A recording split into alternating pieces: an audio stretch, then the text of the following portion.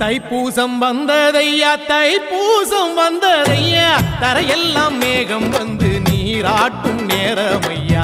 aunty குமரனுக்கு அபிஷேகம் நடக்குதையா சந்தனம் பன்னீரும் திருநீரும் மணக்குதையா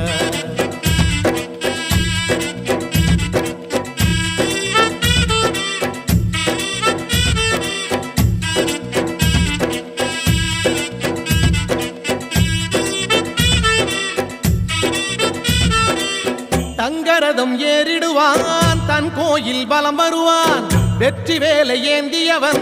வீரனடை போட்டிடுவான் அந்த ஆண்டி அவனின் பார்வை கண் திறக்கும் அவனை வேண்ட நம் நெஞ்சில் ஞானம் பிறக்கும் கதவு திறக்கும் காட்சி கிடைக்கும்